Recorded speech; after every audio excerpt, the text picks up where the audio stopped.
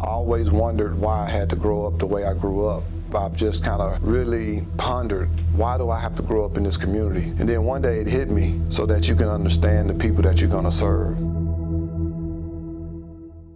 For me, it all began in Huntsville, Alabama. I grew up in Sparkman Homes, which is Mason Court, with my mom and my two brothers. And my dad was involved in my life and actually had an opportunity to live with him on the weekends with my stepmother and my brother Reginald. Spirituality was definitely a big part of my upbringing. I didn't know it at the time, but I always had a connection with a higher calling. My dad and I went to church on the weekends, and that really created a foundation for me as I went on. I needed to have some kind of spiritual upbringing, being in a tough environment, and so I definitely would say spirituality and religion played a major part in a very tough time in my life and just created a foundation for me and who I was to become. Terry Heights was definitely a foundation for me. The teachers, the faculty, the staff poured into not only me, but every child that walked through that door. The 5th grade Antonio that I knew was a high achiever. A B bothered him.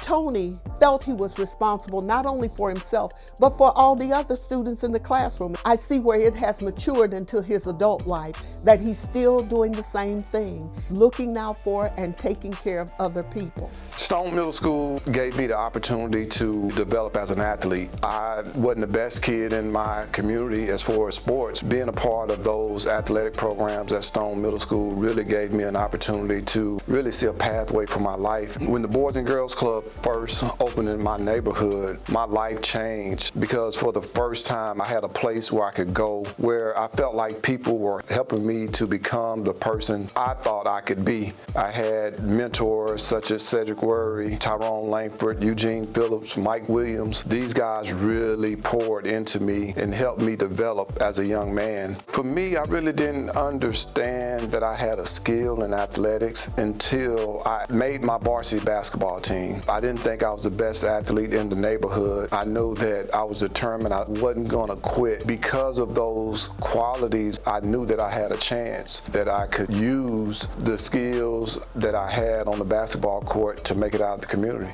I knew I wanted to go to college. I knew that was a dream of mine since about the 7th grade. So I navigated, I visited a couple schools. I was recruited heavily.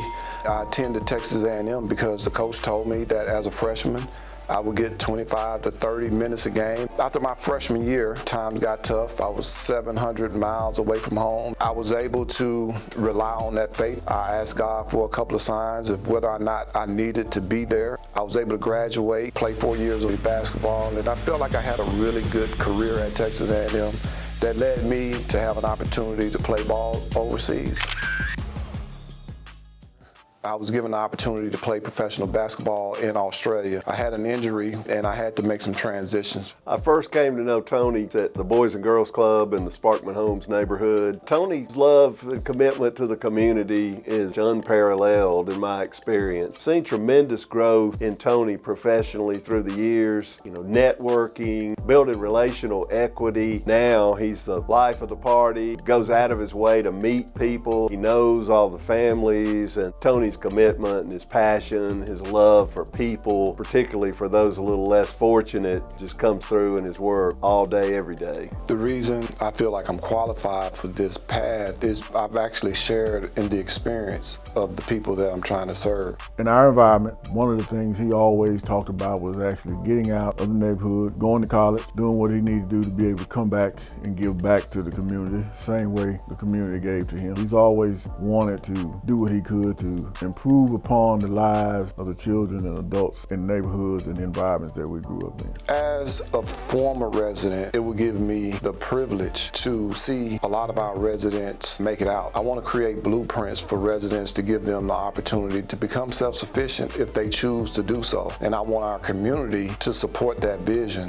I want our community to lock arms with me and our staff so that we can give our residents an opportunity to sit at any table. Oftentimes we do just enough to keep people just where they are. I want our residents to have an opportunity to go far beyond what they ever imagined. Tony is an innovator because he understands what needs to be done and all of the resources that public housing actually provides to move an individual forward. I really believe I have a very strong board. Dick Found, Delvin Sullivan, Shaquila Willie, and Dr. Smith. I would be remiss if I didn't talk about the staff here at the Huntsville Housing Authority, but also making sure that our residents benefit from the great things Huntsville has to offer. Tony McGinnis is a great man, author, philanthropist, husband, and a hell of a leader of what I consider the best public housing authority in the state of Alabama. That's who Tony McGinnis is. I can't say enough about this young man, except that he's a powerful leader and that he's one that looks out for the needs of others. And I am blessed to have him in my life. Thank you, Tony, for being who you are. I've been blessed to see a lot of things, travel to a lot of places, but my journey would not be complete without my family, Mitzi, Kendall, AJ, and Ian. I thank God for them each and every day. My name is Tony McGinnis, and this is my story.